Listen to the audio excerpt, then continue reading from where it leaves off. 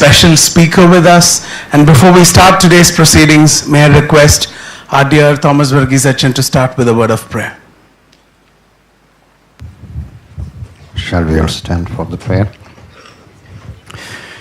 In the name of the Father, Son, and the Holy Spirit. Amen.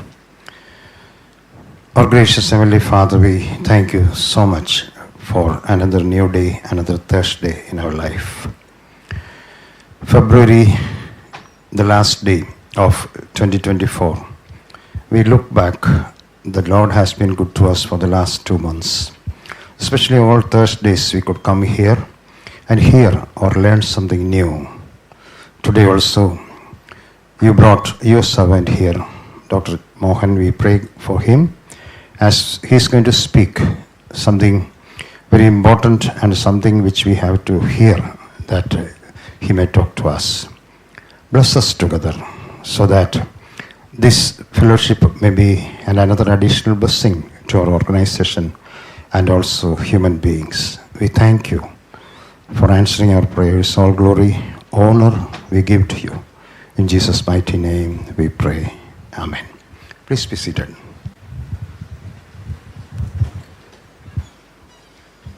Thank you, Achin. Dear friends, today's speaker is a person very close to my heart, a very close friend of mine.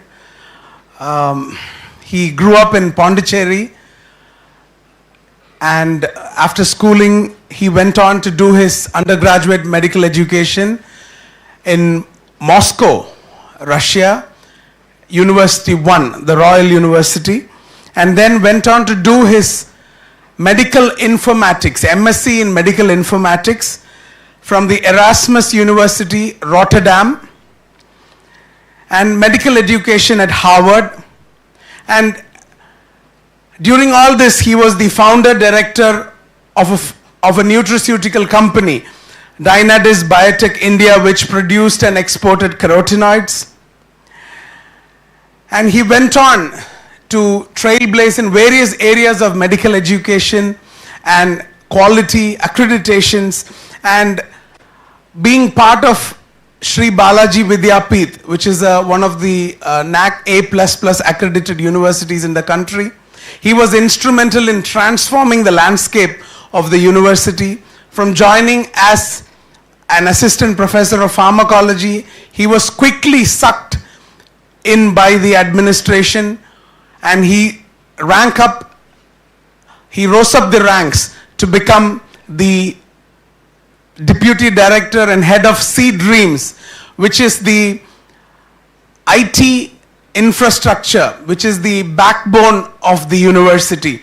So a lot of cutting edge things he's done, and he's here to share a lot of that with us. He's also a globe-trotter. He's the consultant and adjunct faculty for the National University of Singapore, Duke Medical School, consultant for the University of Auckland, New Zealand, Khon Kaen University in Thailand, and he's also the education technology champion for the Commonwealth UK, Asia Pacific region, and he swears by accreditation, education standards, university rankings, and much more. Known as the genius Indian professor with a cap, can we all welcome Dr. Jagan Mohan to the stage?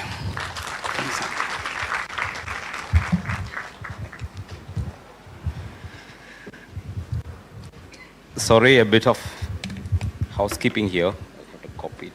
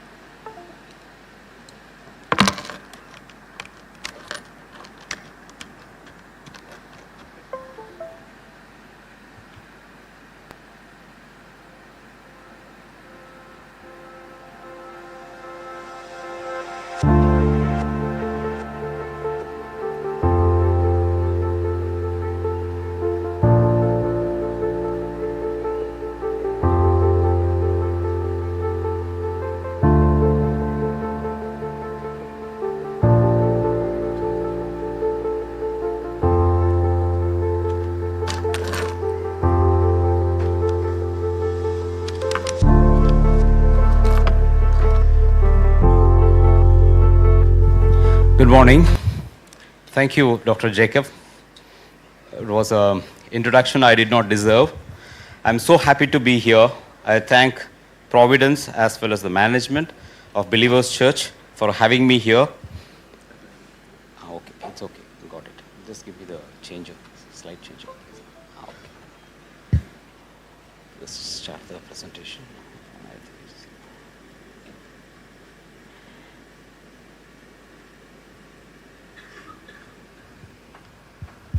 This is my first time at Believers Church, and I love this place. I'm loving this crowd. The hall is so full, so it puts extra pressure on me to perform today. So, a lot of young crowd. I'll try to do my best to do justice to this August gathering. So, the topic for today is Blueprints for Excellence.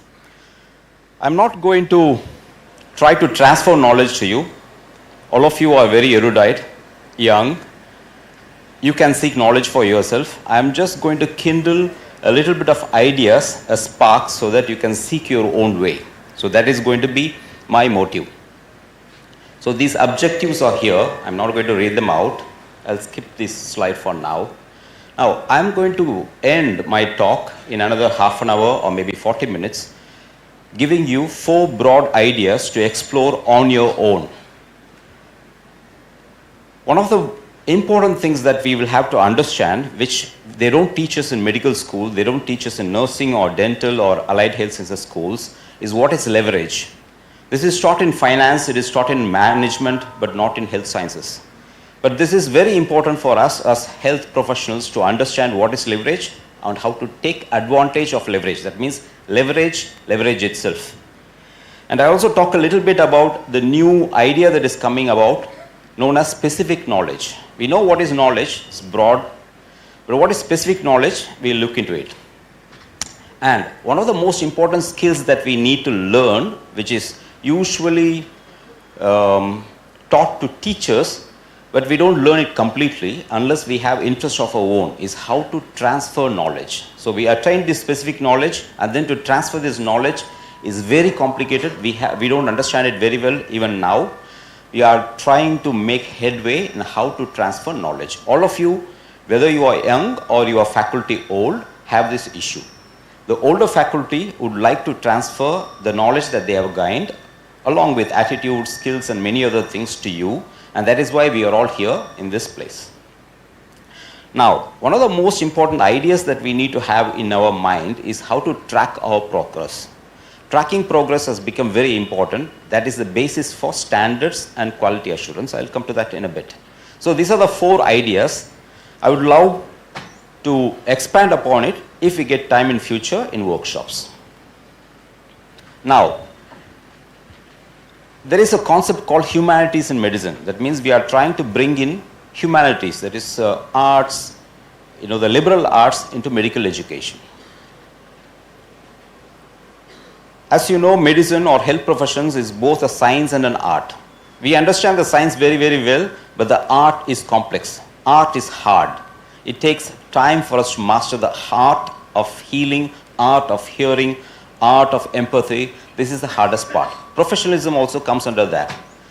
So, I'm going to show this text here. Can anybody tell me where is this text from? Can anybody guess? That's right. Alice's Adventures in Wonderland. Right. Now, why are we here? We are all here for some purpose, isn't it or not? We know that intuitively. But let's read this text. So, Alice remarks that, but I don't want to go among mad people. You can't help that, says the cat. This is a Cheshire cat. We are all mad here in this place. I am mad, you are mad. Alice asks, how do you know that I am mad? You must be, otherwise you won't be here. So we are all here because we are also mad. Okay, in that book, Alice thinks that she is sane and, rest everybody else is mad. But then as the book progresses, we understand that nobody is really sane there. Now, she is suddenly in doubt. So far, she thought of herself as a very sane person. But when the Cheshire cat said, I am mad, you are also mad, she is asking to affirm, have I gone mad? Because I was sane earlier. I wasn't mad before. Have I gone mad means, has there been a change? The cat says, I'm afraid so. But let me tell you something. The best people are mad. They are mad about something. We now call this madness as passion. But it's one sort of madness. We are all here. We have passion for many things. Is it or not? Are you not all passionate about something? You love something? So that is what is alluded here in this book. Now there is a question which is addressed in this book. Why are we really here? What are we doing here? What is our purpose? So there the author very nicely says, one of the deep secrets of life is that all that we really worth doing is what we do for others, not for ourselves, but for others. We know that through religion, through our culture, heritage, from very many sources, from teachers, we understand that our life is worth living only when we do something for others. We are all here for that, isn't it or not? Yes, we are here for others. Right. Now, I'll come to the quality part in this book. Now, we understood that life needs a purpose, and this purpose is higher than oneself. Now, in this book, quality is talked about in very nice way for children. So, Alice asked, would you tell me please, which way should I go from here? Which way should I take? Where should I go? Left, right, east, west? The cat asks, that depends a great deal on where would you like to go? Where would you like to reach? What is your target? Where would you like to be, say for example, after 10 paces or after walking for 1 hour? Alice says, I don't care much. I just want to get away from here. Quit this place. I don't like this place at all. The cat says, then it doesn't matter which way you go. Any way you go, you will be out of this place. And she says, as long as I get somewhere, it is okay. So, you just have to walk long enough, you will reach somewhere. So, there is quality hidden here. Now, if you don't know really where you want to be or where you should be, where you want to go, it doesn't really matter which road or which path we take. But this is not quality. What is quality is to know exactly where we want to be, where we need to be after a few steps or after some period of time or after some work. What would our future look like? We should have that predetermined, mind, preconceived. We should have a fairly good idea about that. Then quality will come into play. Now, in the same book, it also talks about progress. The author says, this is addressed to our Alice, my dear. Here we must run as fast as we can, in that world, in that wonder world, just to stay in place. So if you run twice as fast as you can, that means you have a normal capacity to run, you have to run twice as fast just to stay in place. Otherwise, what will happen? You will recede back. You will keep going back. If you wish to go anywhere, you must run twice as fast as that. Sorry, you have to run as fast as you can just to stay in place and twice as fast in order to get somewhere. This is a reality in medicine. All of you know that the body of knowledge in medicine is expanding every day. There is quite a lot for us to read, take in, digest, put into practice. It's very, very hard. So we will have to consume knowledge at twice our capacities. We have an innate capacity to take in knowledge. Every day we read, we look at something, YouTube or movies. We have a capacity, but that is not enough if we are in health professions. It may be enough if you are in a mundane work where we do routine work day after day, the same thing day after day. That is okay. If you are a say Vande Bharat train operator, you have a route, you know it very well. There are few levers that you have to do. You do that day after day after day after day. You just have to look out for accidents. But the work is routine. In health professions, it's not like that. There are a lot of things that we are discovering every day. We are one of the most data-rich fields in the world. I would say the most. Now here is somebody forwarded to me day before yesterday from NUS where I visit. So this is less than 2 weeks ago, just before budget 2024. This is the Minister for Education, actually Deputy Minister. He's talking about AI. Now I would like to skip to the middle of it. From Singapore, a tech company which is already Hold on, changing please. the world. Sorry. A tech company called OpenAI, which brought in ChatGPT not too long ago.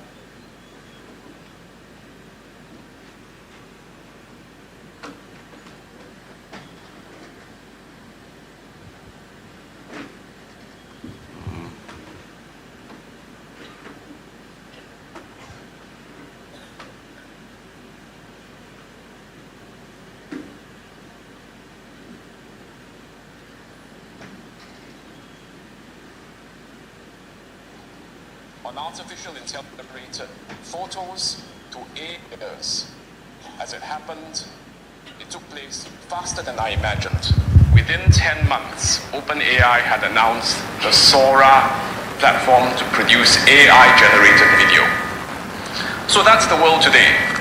Technology disruption happening very quickly. New challenges everywhere. The unexpected, increasingly the norm.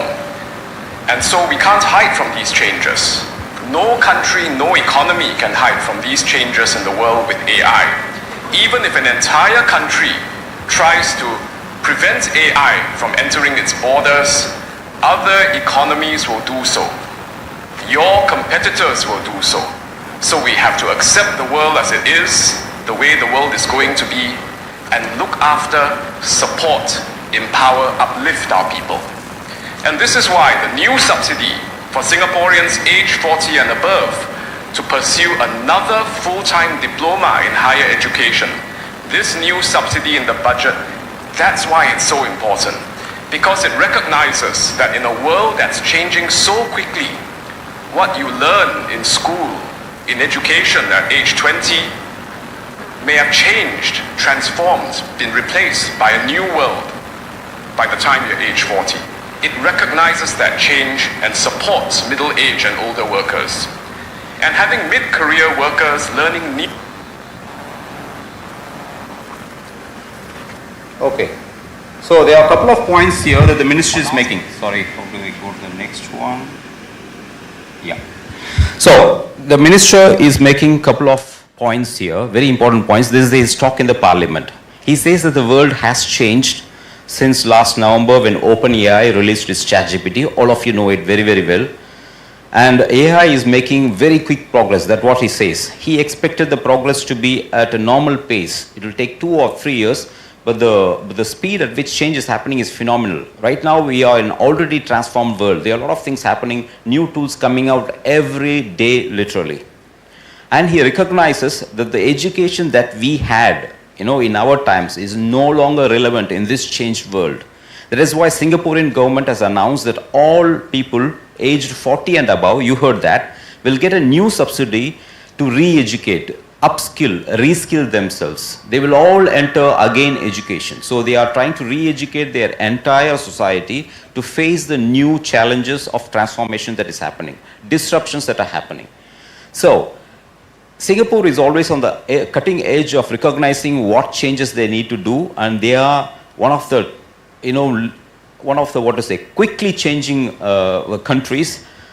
They are also very small, so they can do that very quickly, but they recognize that change is important. They want to be at the edge of all that is happening. The talk, as you can see, happened just few days ago. So this is the latest. So they are already putting in a plan. They have recognized the challenge.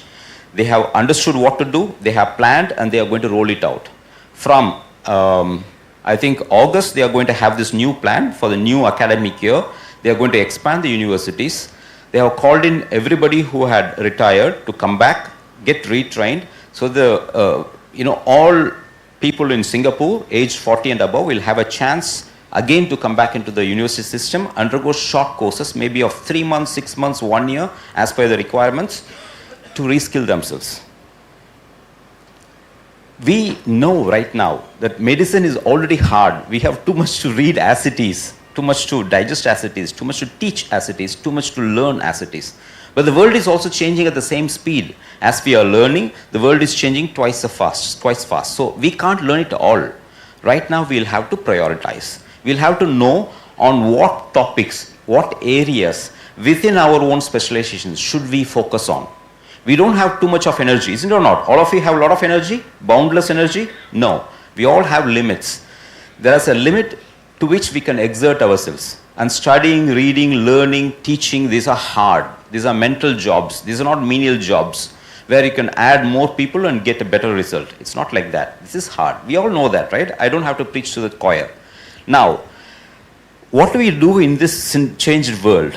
In this changed world, what we have to do is we'll have to conserve our energy. We'll have to see where we need to exert ourselves, where our attention should go a lot, and where we have to withdraw attention or energy or effort, redirect it towards more meaningful, more productive, more efficient areas. So there is a concept that is going on right now. It has been there for quite some time. It has helped some companies come out. They even say that Google is what it is today because of a concept known as OKR, objectives and key results. They swear by it. Almost all big companies, after Google, everybody copied it. Almost all tech giants in the United States, they swear by these OKRs. It's very simple. You can learn it yourself. It is not very complicated at all. So, in OKRs, right now, we also interpret OKRs as outcomes and key results. But it started out as objectives and key results. Very simple. It simply says that you have to set targets. You have to have clearly articulated, well set, planned targets. It's easy, it's intuitive, we already know that we should have targets, is it or not? But if I ask you, how many of you have specific targets that you have set for today? By the end of the day, I should have done these things. How many of you have? Fantastic. Few of you. Majority don't. I am also of the majority, I don't. Usual days, I don't. On special days, sometimes, yes. There are some exceptional people, you have seen them raise their hands, but ordinary people don't. We are trying to expand that. From these few hands, we will have to put our hands up next time. So we all have to set targets for every day, each and every day. There are some people who are hyper efficient, who know exactly what they are going to do in the next 1 hour. They have their life organized. Not all of us are capable of that, but we'll have to strive for that. Now, we have to know exactly where we are currently and where we need to go. You saw Alice, right? If we just have to get out of this place and keep progressing, time goes by, we won't know how, where. That's what usual life is. Even for people who have studied very well, who have achieved something, most of the time we become complacent and we let our life go. You know, we get into a routine, into a kind of daily work. We keep repeating that every day. We really don't have targets. This is actual. I'm not trying to demean anybody. Now, we already know that where we need to head towards. How do we get there? We know approximately how to do it, how to get to there. But we don't mind if it's the most efficient way of getting there. Efficiency is how much effort we put in for the outcome that we have to get out. Okay? There are some times that we do things in inefficient way. For example, we are still in paper mode. You know, paper is already known as an inefficient way of handling data. It is a habit for us. It's very hard to change. Change management is very tough. So we do things inefficiently. We get there eventually, but with a lot of push, lot of effort, lot of work. We don't even realize that we are doing a lot of work. About 90% of our work could be made easier, but we don't realize it because we are comfortable with this habit. So we also have to look how to get there efficiently, effectively, less time, less effort. Because as I told from the very beginning, there is one constant that we don't have abundant energy. We don't have a lot of time. We don't have effort. We can't exert more effort. We are humans after all. And we are frail. We know that. In many ways we are frail. Now we have to know, are we there yet? This is milestone. As you can see, milestones help us determine where we are. Halfway through the way, or we are nearing the end, or are we just starting and we are still staying the place. Like Alice was told, if you walk at your maximum speed, you will stay where you are. Is it or not? You will have to walk twice as fast to reach somewhere. So we have to know, are we there yet? That's an important question that we have to ask in order to determine where we are. Now, these are textbook definitions, but I would like you to read what are OKRs. What is a O? O stands for objective. Objective is memorable. That means you don't have to exert, mental work to remember it. It just comes to you very easy. So it has to be memorable. That's condition number one. It has to be short. Only if it is short, it will be memorable. It has to be qualitative. So it has to have a qualitative kind of property to it. It has to be inspirational. This is very, very important. And it has to describe what you want to achieve. Sometimes we set objectives for ourselves and these are not inspirational. These are not beautifully articulated. These are not well put, for example. There are some who are poets who can make it in such a way that it inspires us. For example, if you look at our scriptures, for example, they are inspiring because they are poetic. They push us towards a goal, to a higher target, for example. Now, an objective, it is just described in this verse, memorable, short, qualitative, and inspiration is not enough. It has to make an impact. And not just a small impact. What are we looking for? We are looking for a significant impact. And where should the impact be? It can be in many areas, but it should focus on what you are trying to do. What does Believers Church stand for? This medical school and hospital. What are its aims? What are its objectives? What is the critical business metric that you would like to measure the university with? And then now we are changing these objectives to outcomes. So when we talk about OKRs now, we can interchangeably use objectives. Instead of objectives, you can use outcomes. So outcomes, key results. All right? Okay. Now where did it come from? There are many origins of OKRs. Like I told, there's a long story also. I would not like to go into it, but I would like to show this golden circle. This is where your OKR is going to come. Okay, not as a concept, but where is the OKR for you as an individual, department, institution, university is going to come from? Is described by Simon Sinek in his golden circle. You have an outer circle, you have concentric circles. Innermost is why. Now, this is very, very important. We started this meeting with a prayer. That gives us why. It can come from, for example, a religious target. It can come from what is given to us by the way of culture or heritage. Why? Why are we doing this?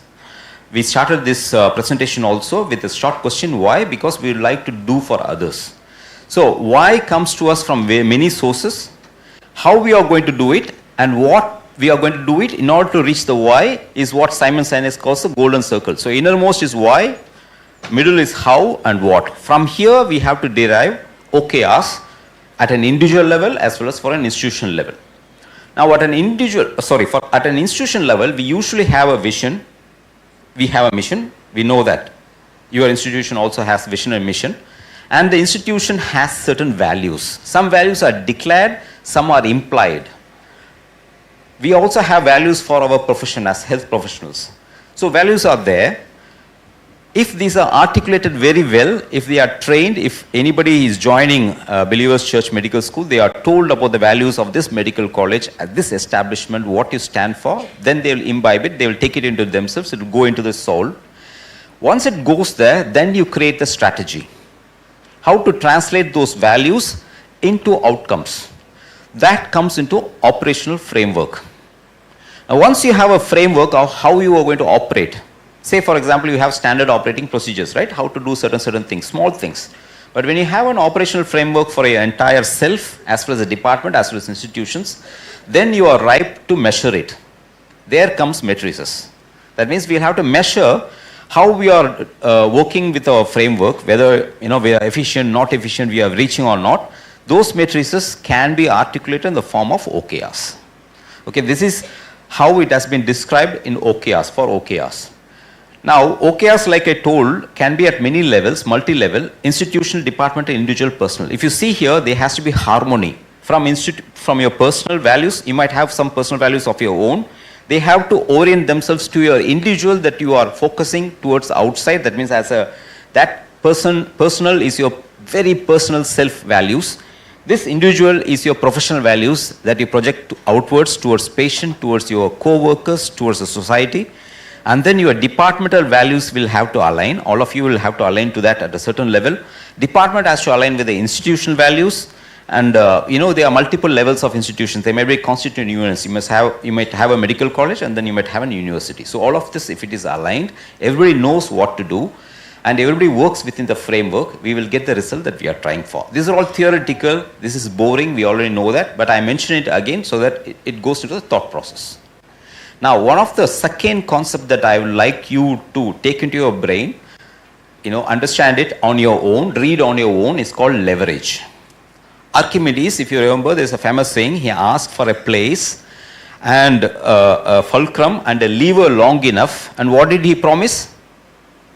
What did he promise? Some interactivity if you could. What did he promise? Move the world, yes. If you give me a lever long enough, place to stand and a fulcrum, we can move the world. What is the principle involved here? The principle is that of lever, the leverage.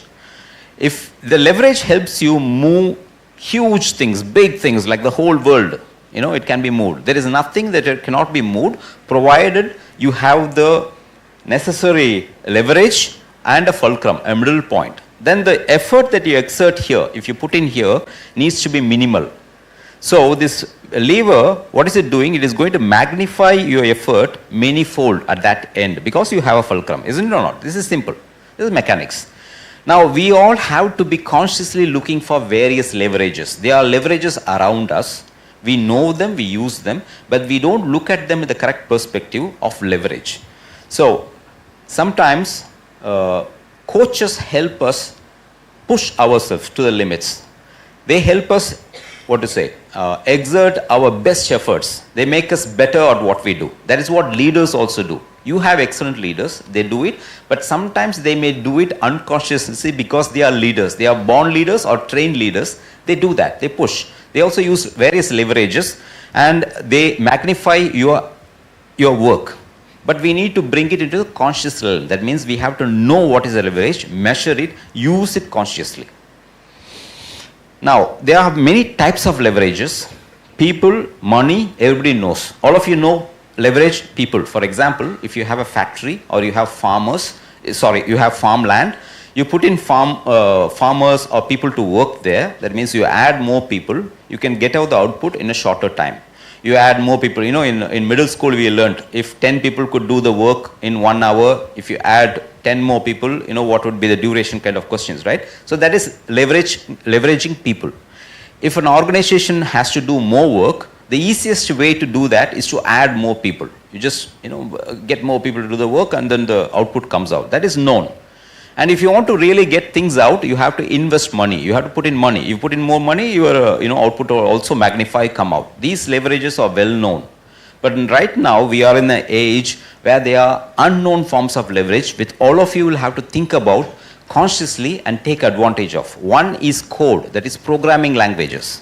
You may not have to learn how to programming languages. Now it has become very easy. Now is the era of no code. That means you don't have to write code, but you have to know how to develop small applications, small things for yourself. So that is code, this is a leverage.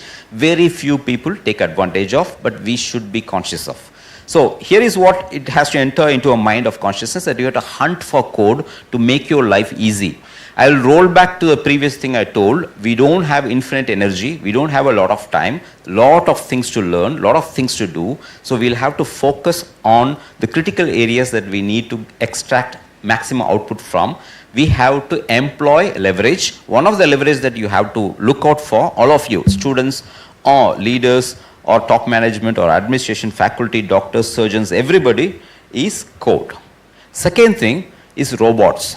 We usually think of robots as, humanoid robot like thing walking, but robots can be minute, they can be very, very small, they can be run with code.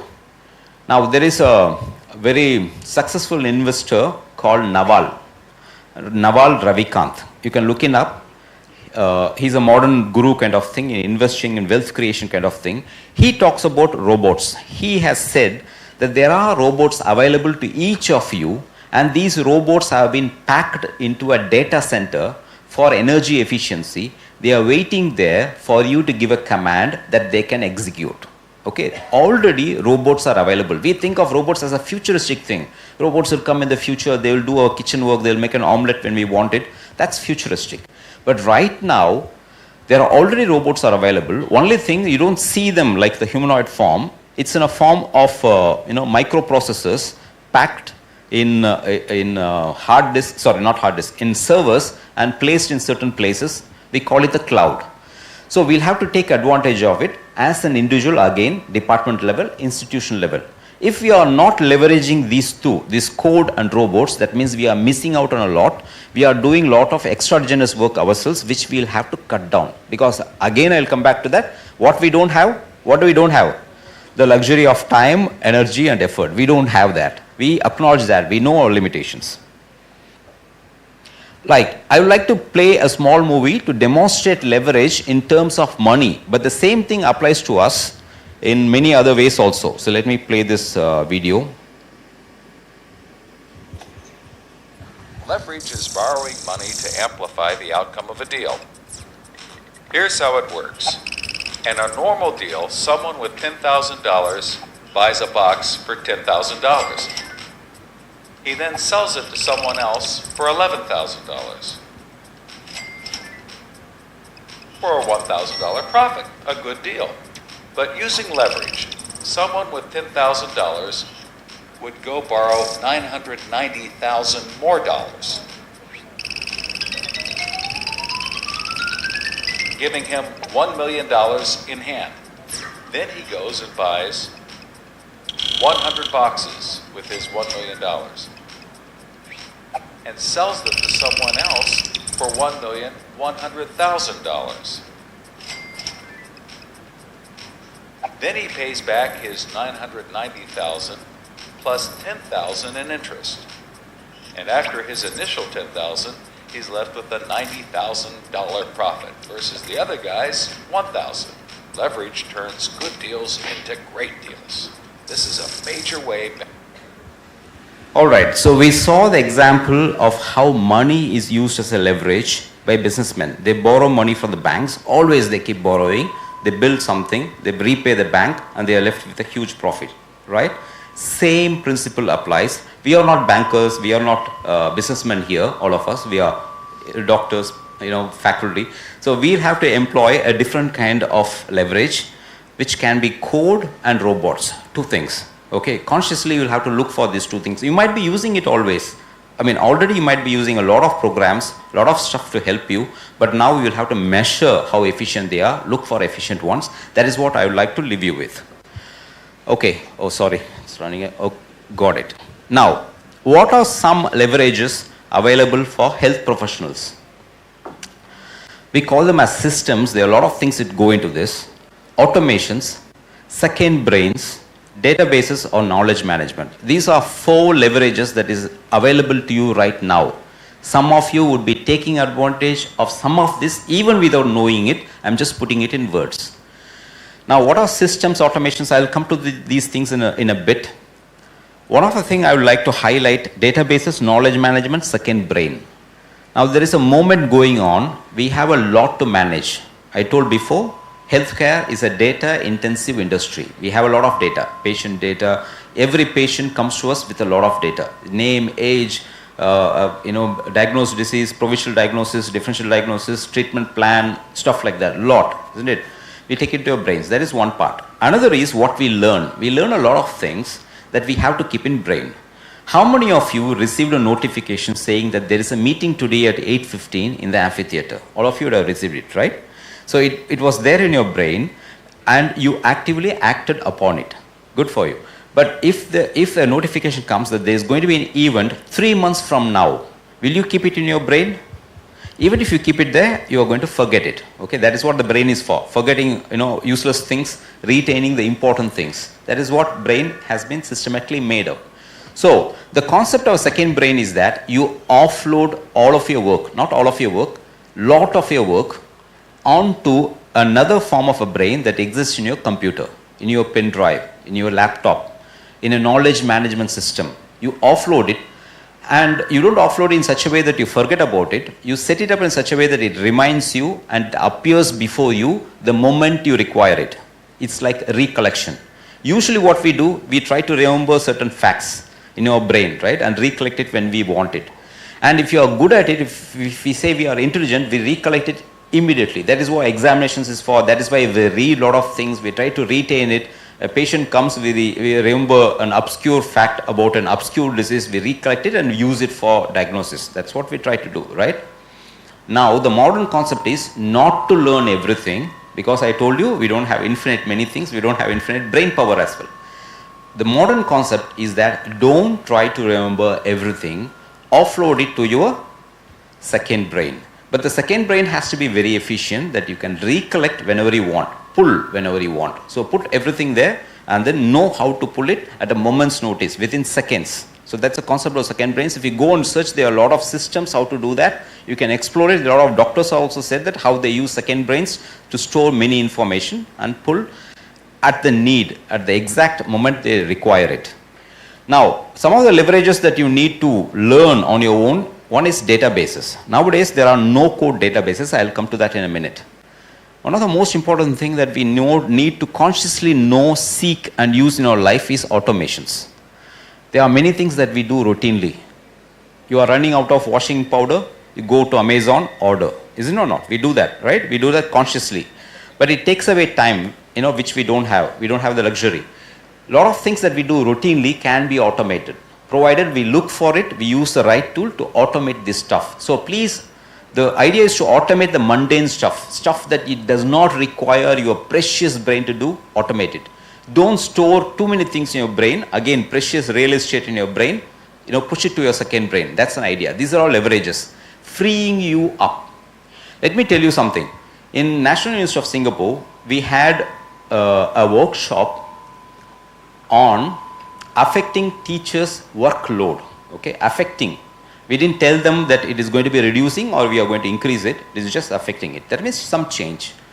In the workshop, slowly, the idea was broken that the teachers will have to do less. What should the teachers do? What should the teachers do? Less. We told them, don't work as much. If you work as much as you do right now, we will penalize you. When it is 4 o'clock, you have to get home, go home, close everything. We'll switch off the air conditioning. We'll switch off the HVAC, the air conditioning thing, ventilation. We'll try to close. So get home. 4 o'clock, nobody should remain. Earlier, 80-90% of people used to be there, after 4. All of you do that? Most of you do that? Now the strict rule is 4 o'clock, get home. Life-work balance kind of thing. Not only that, teachers were doing a lot of work. We told them to cut down on the work. We wanted quality work. We didn't want them to work as much. So you have to reduce your work by 60%. In my subsequent presentations in this other day, when we talk with teachers, I will get into it in great detail. The whole idea was to cut off many of the things that teachers were doing as routine, planning, scheduling, these kind of things. Even teaching, giving students notes. We tried to reduce all that. We wanted our health profession teachers to come on stage and inspire the students. Transfer professionalism. Tell them stories about the cases. We told them, don't put a slide and teach them classification. Don't tell them, okay, here is a description from the textbook. Don't do that. Just come, tell them about cases that you have seen. If you have not seen such cases, pull out cases from other places. There are lots of stuff on the internet that you can get. And teach them using real life experiences. Talk about various aspects of the cases. Not just the treatment part, the ethics part of it, the empathy part of it. How would you feel if you are the patient? How would you approach this case? That kind of part. So we wanted them to reduce their work by 60 to 80% actually. And we achieved it. We measured it. Our teachers don't spend so much time in preparing for classes, doing this, doing that. They specifically do certain things that we have come up with. That is our framework. I'll share that with you. All right, so these are the types of leverages available. Now, we are all health professionals here in formation, that is informing students or already faculty. Now, we have a lot of jobs in our life. Clinical job, for example, academic, research, outreach, a lot of jobs. So, one of that is to transfer knowledge. Is it or not? Sometimes we need to transfer knowledge from external sources into us. And sometimes we need to transfer knowledge from internal, what we have in our brains, on our mind, to others, to our peers or to our juniors, our trainees. Now for this, one of the most key concept is accountability. I'll come to that later. This is a little boring, but accountability is now coming to be a key concept in transferring knowledge. Now once we transfer knowledge, we will never know how much we have learned, that means from external to internal, or how much we have transferred from us to our trainees. So we'll have to test it. And once we are tested, we will know the gaps in the transfer. We can refine the process so that the transfer takes place better. So we know that this is our job, one of our jobs. Now we'll come to this concept known as specific knowledge. All of you will have to develop specific knowledge. Already you do. You already have specific knowledge about the specialty in which you are there. But now, since the body of knowledge or specialty is growing very, very huge, we don't want you to learn everything. We want you to focus on certain parts. And you will have to be unique. In a department of, say, for example, pediatricians, if all of them know equally the subject, it's of no use, it's not great. Everybody of them will have to specialize in certain parts. So now, importantly, one of the specific knowledge that you will have to learn is the job of curation. Curation means you have to know how to select certain parts, put it together, search on the internet, search tactics, for example, on various sites using mesh terms or using Google or various other databases, and put things together. Now, after you have curated it, take it, you have to create a body of knowledge which will contribute to the institution. I will tell you this, this one concept. In every medical college like ours, there is a lot of attrition. Agreed? A lot of faculty come, a lot of faculty go. Say, for example, a faculty has come into the institution, they stay for a few time, maybe 4 years, 5 years, whatever. When they go, they take away that experience along with them. That experience, that body of knowledge is lost to us. So an institution, a responsible institution, what it will do is, it will try to retain that knowledge in some form. We can't retain the person because, they are free to go. But some aspects of that person's knowledge, professionalism, capacity, things that they have created, we need to retain. How do we do that? We encourage everybody to contribute, curate and contribute back to a database. We call that body of knowledge, BOK, or knowledge management also it is called, so that it is retained here and we can use it to refine it, teach others. Now, on a personal level, you will have to create a body of knowledge. If I ask you, show me a book, show me your body of knowledge, you should be ready. Maybe after 6 months, 7 months when I come back, all of you should have a personal body of knowledge. And you have to learn the basics of knowledge management. It's not easy to manage knowledge. Now it has become a science. So please look up knowledge management, learn some few techniques out of it, how to curate, how to arrange, how to organize, how to keep it into a database. Now once you have this body, we have to transfer it efficiently and effectively and at scale.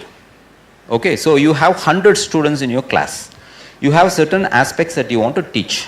The old method is to have a lecture where you stand and try to transfer the knowledge. Some of you might be attentive, some of you might be already sleeping. That is understood because our attention span is so short. We already know that. Unless it is very interesting and we have an interest in the subject matter, we will all doze off. So, we can't equally spray knowledge in a lecture hall. So we have to allow for this knowledge to be consumed by the intended recipient at their own pace.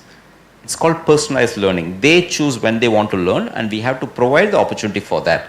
So that is how we transfer efficiently, effectively. And also, you cannot do a lecture, you shouldn't be doing a lecture every year, same topic again and again. Once it is captured into a BOK, you can do it at scale. That means you put it on some place like YouTube. People can watch it whenever they want, wherever they want, and you can reach larger audiences. Not necessarily that they have to be students of your own college. And when you are doing that, all this transferring efficiently, effectively, you will have to track, you will test. You have to test multiple things which is working so that you will know, you will get feedback, and then you can improve, and that becomes a loop. This is what is quality all about. Okay, so you keep changing and now. Let me sum it up. Only 3 or 4 slides I have. To sum everything that I said up, one of the principal things that I reiterate again and again is that we have limited resources. Energy, brain power, processing power, time, all these things are quite limited.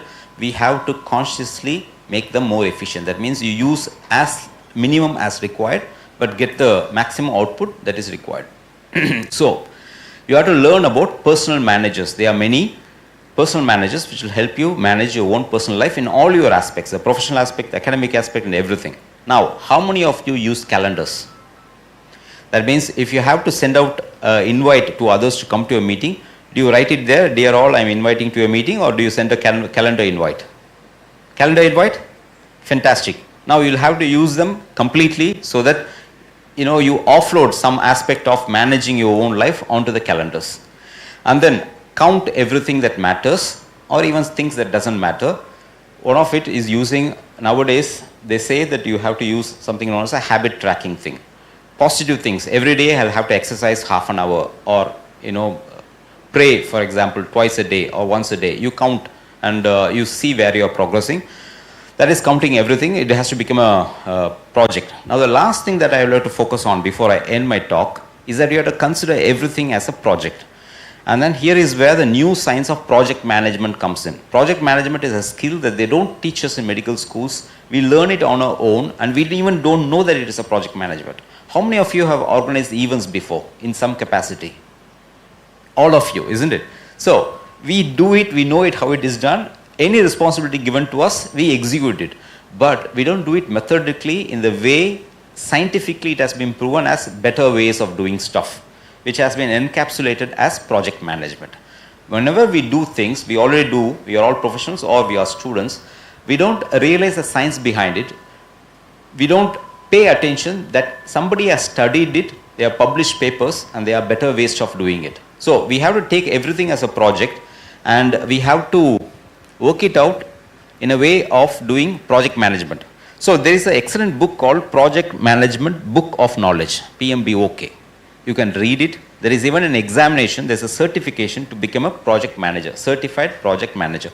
This is a credential that you can get in addition to whatever you already have. It's not very, very hard.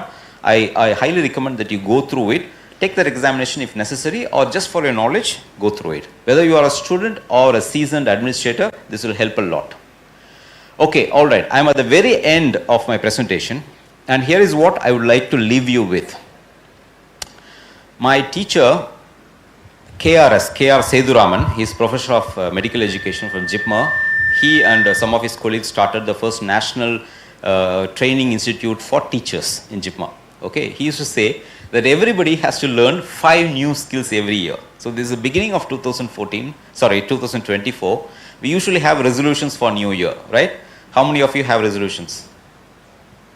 All of us, yeah. How many of you have already broken resolutions? Right, great. I am not alone. I am happy. Right. So here is to add to already broken resolutions is to learn 5 new skills every year. How do we select these skills? There is something known as Gartner's hype cycle. Some of you know it, some of you don't know. It tracks all the new emergent stuff that is coming up. Some of that might be related to our field, some of that not, some of that will be general. But going through it gives an idea of what is happening in the entire world. It tracks everything from IT to industries, to finance and stuff like that. Now, we'll have to track emergent technologies that are not really related to us, but it will impact us in one way or the other. For example, AI. All of you, already should be knowing that AI is going to affect you. So it will be a good idea to keep a track of it, to see how it is going to affect you. All right? It will. How much of an impact it is going to have is a question, but if it will impact is no longer a question, it is going to. It's going to affect a lot of areas in everything that we do. We still don't understand how exactly. Now, you will have to master at least one new software, not just use it, master it. For example, all of us will be using Excel or Word or PowerPoint, right? But to excel in those things is different. In Excel, there are a lot of things to know, a lot of ways that will make life easy. Not only easy, but efficient also. We have to make a conscious, conscious effort towards that. Now, I want you to learn this new skill of no-code databases. It will help you a lot. We have done this with many people. We advised them. A lot of people took this up. They came back to us and said, that is one of the best things that I learned. I didn't know how I was functioning without using these things. Because all of us deal with data. Little data, lot of data, we use data all the time. Usually it is in the form of Excel sheets which are poorly formatted, to be honest. If we learn how to use databases, you don't have to learn programming. Nowadays there are something known as no-code databases. That means you don't need to learn the code. You just have to know how to use it. 2 or 3 YouTube videos, you are set. You can master it. It's not very hard. And of course, nowadays, everybody will advise you prompt engineering. This is a new skill that you need to have. Right. Now, this is my last slide. So here are some tasks to take away. This may apply to you, may not. I'm just putting it out there. Take what you wish. Now, learn about this concept known as get things done. All of you get your things done. But making it more efficient, there is a methodology for that. Once there is a methodology, that means there is some science behind it and somebody is refining it. So we need to take advantage of those stuff. So, learn about getting things done. Get things done is a way of using inboxes, outboxes, arranging things, prioritizing stuff, all those stuff. Please learn it. And get yourself a task manager that resides on your mobile phone. That keeps everything for you. And then create a second brain. there is a program called Notion, which is very good. It's user friendly. It's also available free of cost for faculty, for teachers as well as students. So you get a premier version. It's fantastic. Please use it, Notion, to create your second brain. Once you get starting, it becomes a habit. Now, I told you I'll be talking about this in my future talks about one of the job of a teacher to be a curator. Like you have curators in museum who take care of things, who catalog it, who add information, who keep it in nice condition, stuff like that. They also restore sometimes. So you will have to curate. That means in your own specialty, even if you're a student or a well-seasoned faculty, you have to know how to collect various stuff, videos, text, images, and graphs. Now I'll come to the last line of my presentation, the very last. I told you about the skills, but there is one important skill that we already have, but we don't practice it well, is theatrics, is acting, is performing in front of a camera.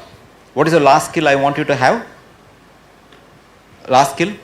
It's performing in front of the camera. This has been recognized as a 22nd century skill. We know how to deliver a lecture in front of an audience. We have students sitting, we have a PowerPoint, we know very well, nobody needs to teach us. Maybe we can get better, but we know that. But if I tell you to perform in front of a camera, 90% of us will fumble, even me too in the very beginning. We don't know how to do the same thing that we are doing in front of no audience. Okay, if I ask you to come over here and give a presentation or do a impromptu talk also, you can do it ex-tempo. You'll be able to talk, no problem at all, because you have an audience, you look at them, you know that you have to deliver, you'll be able to deliver, no issues at all. Once upon a time, people used to have stage fright. That was one part. We overcome that, right? But now the challenge is to perform in front of no audience. That means there's just one camera there, an impersonal camera. There is nobody else in the studio. Now, if you have to perform, that takes some training. Youngsters get it very easily. Of the Reels generation, they do all this stuff. But as older generation, we also have to learn to deliver a lesson, a teaching in front of camera. Don't underestimate this, because the role of e-content, e-learning is going to increase. When I said in NUS we wanted our teachers to reduce their workload by at least 60%, we wanted them to deliver lectures in front of a camera so that we can record them. 3 or 4 purposes. One, they don't have to deliver that lecture again and again and again. This is put on a site, on an LMS, so students can consume it when they want, in what way they want, speed it up, reduce the speed, rewind, they can see whenever they want. Third, it contributes to the institutional body of knowledge. That faculty leaves, no problem. He has already contributed something. We can keep using it till it is replaced by a better version or by some other teacher. And most importantly, the teacher does not have to exert themselves. They can record this video, in 2 or 3 days. They don't have to come at a specific time. They are released from that time constraint. Okay. Otherwise, we have an exact time. Lecture at 9 o'clock. Hall number 7, we have to be there. That is gone. You do it at your own pace, plan it out. Entire year's lectures are captured in a matter of months. So just understanding, I'm giving you a scenario. In NUS, the entire curriculum has been already planned. All of you know that. Maybe all of you have already topics allocated to you. Yes or no? You already have, right? So you plan it out in such a way that you book your time with the studio. You get the skill of recording. You come there, record your lecture. Some people finish it in a month or maximum 2 months, depending on availability of the studio. Okay. So once they finish it, for the entire year, they are free. They go and teach students. They are not excused from teaching students at all, but they go there to deliver clinically relevant material to the students, not the mundane stuff. So they reduce their PowerPoints. They have one curriculum that they are given. 60% of it has to be delivered not by the person, face-to-face conventional mode, only 40%, and that has to be bedside teaching, or it has to be in a clinically relevant kind of area. You got this? So teachers are happy, students are also happy, because 60% of the part is either in form of flipped learning or as videos. They consume it on their own time. They have assessments to do, and there is a system that is set up.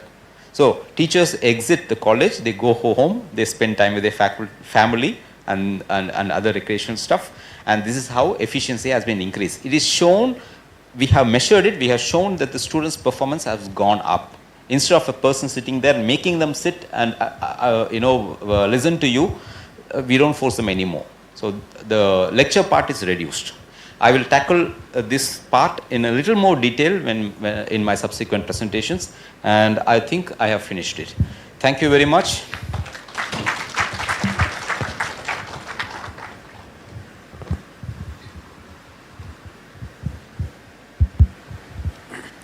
Thank you so much, dear Jagan sir, for that wonderful presentation.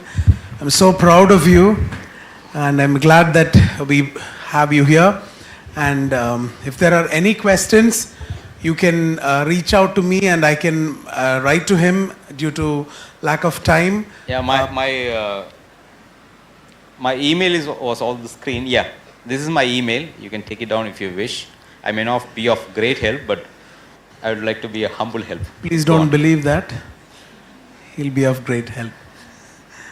So quickly, if there are 1 or 2 questions, we can take 1 or 2 comments which we can hear before we wrap up.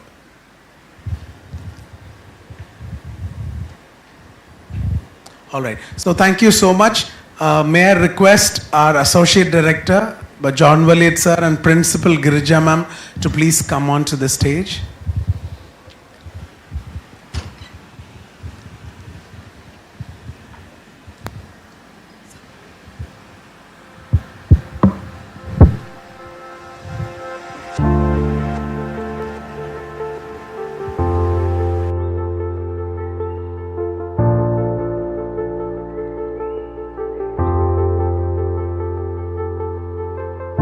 Them to honor Jagan sir with a small memento.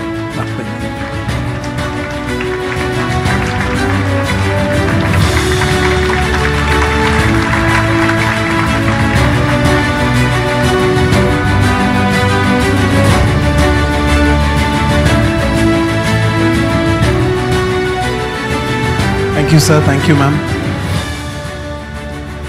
So, thank you all for coming. Have a wonderful day. Thank you.